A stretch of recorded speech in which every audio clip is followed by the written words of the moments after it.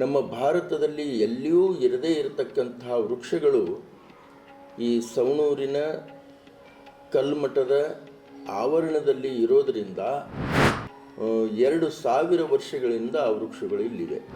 1800 ವರ್ಷಗಳು ಈ ವೃಕ್ಷಕ್ಕೆ ಆಗಿವೆ ಅನ್ನತಕ್ಕಂಥ ಸತ್ಯವನ್ನು ಹೇಳಿದರು. ಆ ವೃಕ್ಷಕ್ಕೆ ನಾವು ಏನು ಪ್ರಾರ್ಥನೆ ಮಾಡ್ತೀವೋ, ಏನು ಬೇಡ್ಕೋತೀವೋ ಅವೆಲ್ಲವೂ ಈಡೇರ್ತಾವೋ ಅನ್ನತಕ್ಕ ಬರ್ತಕ್ಕಂಥ ಭಕ್ತರು, ತಮಗೆ ಸಾಕಷ್ಟು ಜನ ಮಕ್ಕಳು ಇಲ್ಲದೇ ಇರತಕ್ಕಂಥವರು ಆ ವೃಕ್ಷದ ಅಡಿಯಲ್ಲಿ ಕೂತ್ಕೊಂಡು ನಮಗೆ ಸಂತಾನ ಫಲವನ್ನು ಕರುಣಿಸು ಕಲ್ಪ ವೃಕ್ಷಗಳೇ ಅಂತ ಹೇಳಿದಾಗ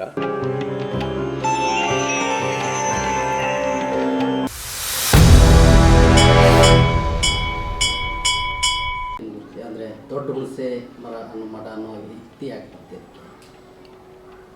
ನಮ್ಮ ಹಾವೇರಿ ಜಿಲ್ಲೆಯೊಳಗೆ ಸವಣೂರು ಬಹಳ ಪುರಾತನವಾದಂಥ ಒಂದು ಕ್ಷೇತ್ರ.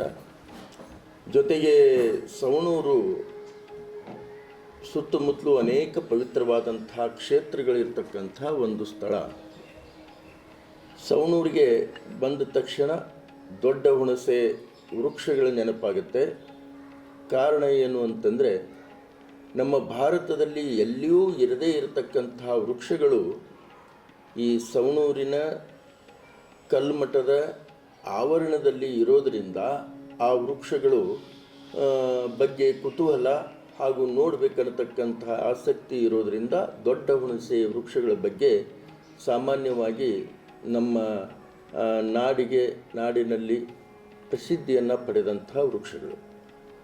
ಅಂಥ ವೃಕ್ಷ ನಮ್ಮ ಸವಣೂರಿನ ಈ ಕಲ್ಮಠದ ಆವರಣದಲ್ಲಿ ಸುಮಾರು 2000 ವರ್ಷಗಳಿಂದ ಆ ವೃಕ್ಷಗಳು ಇಲ್ಲಿವೆ. ಇದಕ್ಕೆ ಈಗ ಆ ಮರಗಳಿಗೆ ಒಂದು ಪೂಜೆ ಮಾಡ್ತಾರೆ, ಅಲ್ಲಿ ಹರಕೆ ಹೊತ್ಕೋತಾರೆ, ಬೇಡ್ಕೋತಾರೆ. ಸಾಮಾನ್ಯವಾಗಿ ಏನು ಪ್ರತೀತಿ ಇದೆ ನೋಡಿ. ಭಾರತದಲ್ಲಿ ನಾವು ವೃಕ್ಷಗಳನ್ನು ಪೂಜೆ ಮಾಡ್ತಕ್ಕಂಥದ್ದು ಮತ್ತು ಅನೇಕ ಥರನಾದಂಥ ಭಕ್ತಿ ಭಾವನೆ ಇರತಕ್ಕಂಥ ಜನ ಪ್ರತಿಯೊಂದು ವಸ್ತುವಿನಲ್ಲೂ ದೇವರನ್ನು ಕಾಣತಕ್ಕಂಥ ಒಂದು ಅವಲೋಕನವನ್ನು ಮಾಡ್ತಕ್ಕಂಥ ಪ್ರಕ್ರಿಯೆಯನ್ನು ನಿರಂತರವಾಗಿ ಮಾಡ್ಕೊಂಡು ಬಂದಿದ್ದಾರೆ. ಈ ವೃಕ್ಷಕ್ಕೆ ಯಾಕೆ ಆದ್ಯತೆ ಸಿಕ್ತು ಅಂತಂದರೆ, ಸುಮಾರು ಈ ವೃಕ್ಷ ಈ ಸವಣೂರಿನಲ್ಲಿ 2000 ವರ್ಷಗಳಿಂದ ಇದ್ದಾವೆ. ಕಾರಣ ಪೌರಾಣಿಕವಾಗಿ ಅಲ್ಲ, ವೈಜ್ಞಾನಿಕವಾಗಿಯೂ ಕೂಡ ಸಸ್ಯಶಾಸ್ತ್ರಜ್ಞರು ಈ ವೃಕ್ಷವನ್ನು ರೇಡಿಯೋ ಡೇಟಿಂಗ್ ಮಾಡಿ ಸುಮಾರು 1800 ವರ್ಷಗಳು ಈ ವೃಕ್ಷಕ್ಕೆ ಆಗಿವೆ ಅನ್ನತಕ್ಕಂಥ ಸತ್ಯವನ್ನು ಹೇಳಿದರು. ಮತ್ತು ಹೆಚ್ಚಿಗೆ 2000 ಇನ್ನೊಂದು 200 ವರ್ಷ ಯಾಕೆ ಹೆಚ್ಚಿಗೆ ಅಂತಂದರೆ, ಮಧ್ಯಭಾಗ ಕೊಳ್ತಿರೋದ್ರಿಂದ ಅವೊಂದು 200 ವರ್ಷ ಹಿಡಿದ್ರೆ ಸುಮಾರು 2000 ವರ್ಷಗಳ ಮೇಲ್ಪಟ್ಟು ಆ ವೃಕ್ಷಕ್ಕಾಗಿದೆ ಅಂತಕ್ಕಂಥದ್ದು ಸಸ್ಯಶಾಸ್ತ್ರಜ್ಞರ ಅಭಿಪ್ರಾಯ. ಒಂದು ವೃಕ್ಷಕ್ಕೆ ಒಂದು ರಿಂಗ್ ಒಳಗಡೆ ಒಂದು ರಿಂಗ್ ಬಂದರೆ 1 ವರ್ಷ ಅಂಥೇಳಿ ಅವರು ಕನ್ಸಿಡರ್ ಮಾಡ್ತಾರೆ. ಸುಮಾರು ಆ ವೃಕ್ಷಕ್ಕೆ 1800ರಿಂದ 2000 ರಿಂಗ್ಗಳು ಆ ಸಸ್ಯಶಾಸ್ತ್ರಜ್ಞರಿಗೆ ಸಿಕ್ಕಿದ್ರಿಂದ ಸುಮಾರು 2000 ವರ್ಷ ಈ ವೃಕ್ಷಕ್ಕೆ ಇತಿಹಾಸ ಅನ್ನತಕ್ಕಂಥದ್ದು ಅವರು ಹೇಳ್ತಾರೆ.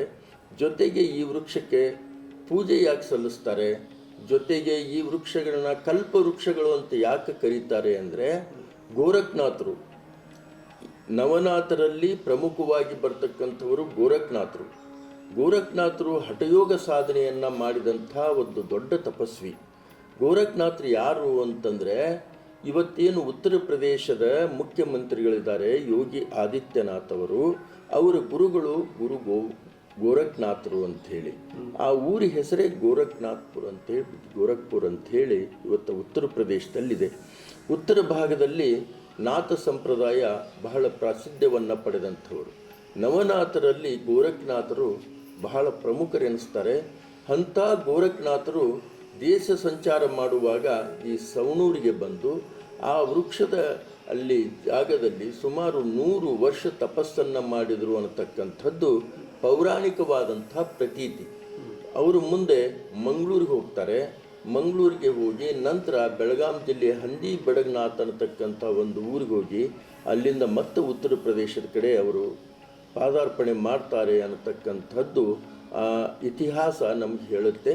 ಅದೇ ರೀತಿ ಈ ವೃಕ್ಷದ ಅಡಿಯಲ್ಲಿ ಬಂದು ಕೂತ್ಕೊಂಡು ತಪಸ್ಸನ್ನು ಮಾಡಿದ್ದರಿಂದ ಈ ವೃಕ್ಷಗಳಲ್ಲಿ ಮಹಾಶಕ್ತಿ ಬಂದಿದೆ, ಕಲ್ಪವೃಕ್ಷಗಳಾಗಿವೆ, ಬೇಡಿದ್ದನ್ನು ಕೊಡ್ತಕ್ಕಂಥ ಶಕ್ತಿಯನ್ನು ಪಡ್ಕೊಂಡಿದ್ದೇವೆ ಅಂತಕ್ಕಂಥದ್ದು ಜನರಲ್ಲಿ ಭಾವನೆ. ಆ ವೃಕ್ಷದಲ್ಲಿ ನಾವು ಬುಡದಲ್ಲಿ ಕೂತ್ಕೊಂಡು ಅದರ ನೆರಳಲ್ಲಿ ಕೂತ್ಕೊಂಡು ಆ ವೃಕ್ಷಕ್ಕೆ ನಾವು ಏನು ಪ್ರಾರ್ಥನೆ ಮಾಡ್ತೇವೋ, ಏನು ಬೇಡ್ಕೊಳ್ತೀವೋ ಅವೆಲ್ಲವೂ ಈಡೇರ್ತಾವೋ ಅನ್ನತಕ್ಕಂಥ ಭಾವನೆ ಸದ್ಭಕ್ತರಲ್ಲಿದೆ.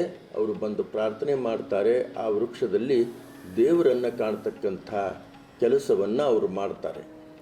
ಅಂದರೆ ಸಾಮಾನ್ಯವಾಗಿ ಈಗ ಒಂದಷ್ಟು ಮಠಗಳು ಅಥವಾ ಮಂದಿರಗಳನ್ನೆಲ್ಲ ನೋಡಿದಾಗ ಒಂದಷ್ಟು ಇದಕ್ಕೆ ತೆರಳಿದಾಗ ಮಕ್ಕಳಾಗತಕ್ಕಂಥವ್ರು ಅದನ್ನು ಬೇಡ್ಕೊಳ್ಳುವಂಥದ್ದಿದೆ. ಇನ್ನೊಂದು ಕಡೆ ಕಾಯಿಲೆ ಇದ್ದಂಥವ್ರು ಕಾಯಿಲೆ ವಾಸಿ ಆಗಲ್ಲ ಅಂತಂದೇಳಿ ಅಂಥ ಸ್ಥಳಗಳಿಗೆ ಹೋಗುವಂಥದ್ದಿದೆ.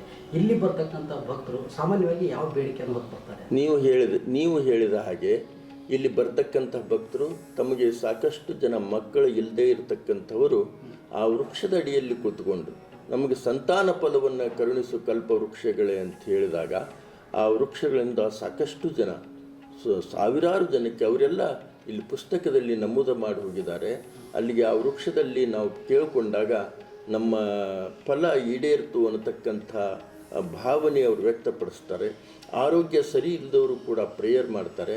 ಇಲ್ಲಿ ಯಾವುದೇ ಥರದಂಥ ಯಂತ್ರ ಮಂತ್ರ ಅಥವಾ ಅಲ್ಲಿ ಪೂಜೆ ಮಾಡಲಿಕ್ಕೆ ನಾವು ಹಣ್ಣು ಕಾಯಿ ಇವನ್ನೆಲ್ಲ ಇಟ್ಟು ಆ ವೃಕ್ಷದ ಹತ್ರ ವ್ಯವಸ್ಥೆ ಮಾಡಿಲ್ಲ. ಬಂದಂಥವರು ಆ ವೃಕ್ಷದ ಮುಂದ್ಗಡೆ ಕುಳಿತುಕೊಂಡು ಧ್ಯಾನ ಮಾಡಿ ಹೋಗಿಬಿಟ್ರೆ ಅಷ್ಟೇ ಸಾಕು.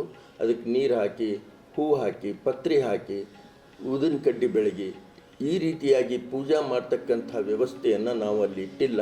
ಪ್ರತಿಯೊಬ್ಬರಿಗೂ ಯಾರೇ ಬರಲಿ ಆ ವೃಕ್ಷದ ಅಡಿಯಲ್ಲಿ ಕೂತ್ಕೊಂಡು ಧ್ಯಾನ ಮಾಡಿ ಹೋದ್ರೆ ಸಾಕು ಅನ್ನತಕ್ಕಂಥ ಒಂದು ಪದ್ಧತಿಯನ್ನು ನಾವು ಅಲ್ಲಿ ಇಟ್ಟಿದ್ದೇವೆ. ಪ್ರತಿಯೊಬ್ಬರು ಅಲ್ಲಿ ಬಂದಂಥವರು ಪ್ರತಿಯೊಬ್ಬರು ಯಾವುದೇ ಕೊಡುಗೆಯನ್ನು ನೀಡಿದನೆ, ಅಂದರೆ ಪ್ರೇಯರ್ ಮಾಡುವಾಗ ನನ್ನ ಕೆಲಸ ಆದರೆ ನಾನು ಪ್ರೇಯರ್ ಮಾಡ್ತಕ್ಕಂಥ ಆಸೆ ಈಡೇರಿದ ಮೇಲೆ ನಾನು ಇಲ್ಲಿ ಮಠಕ್ಕಾಯಿತು ಆ ವೃಕ್ಷಗಳಿಗಾಯಿತು ಏನಾದರೂ ಸಮರ್ಪಣೆ ಮಾಡ್ತೀನಿ ಅಂತಕ್ಕಂಥ ಭಾವನೆಯಿಂದ ನಾವಲ್ಲಿ ಪ್ರೇಯರ್ ಮಾಡಿದರೆ ಅವು ಯಾವುವು ಈಡೇರುವುದಿಲ್ಲ. ನಿಷ್ಕಲ್ಮಶ ಭಾವನೆಯಿಂದ ನಾವು ಯಾವುದನ್ನು ಅಪೇಕ್ಷೆ ಪಡೆದನೆ ನನ್ನ ಆಗ್ತಕ್ಕಂಥ ನನಗೆ ತೊಂದರೆ ಇರ್ತಕ್ಕಂಥ ಕೆಲಸ ಭಗವಂತ ಇದನ್ನು ಪರಿಹರಿಸು, ನನಗೆ ಈ ಫಲಗಳನ್ನು ಕೊಡು ಅಂಥೇಳಿ ಮಾತ್ರ ನಾವು ಪ್ರಾರ್ಥನೆಯನ್ನು ಮಾಡಿದರೆ ಆ ಕಲ್ಪವೃಕ್ಷಗಳ ಆಶೀರ್ವಾದದಿಂದ ನೆರವೇರಿದ್ದನ್ನು ಬಹಳಷ್ಟು ಜನ ಬಂದು ತಮ್ಮ ಈಡೇರುವಂಥ ಮಾತನ್ನು ಬಂದು ಮಠದಲ್ಲಿ ನಮ್ಮೆದುರಿಗೆ ಹೇಳಿ ಹೋಗ್ತಾರೆ.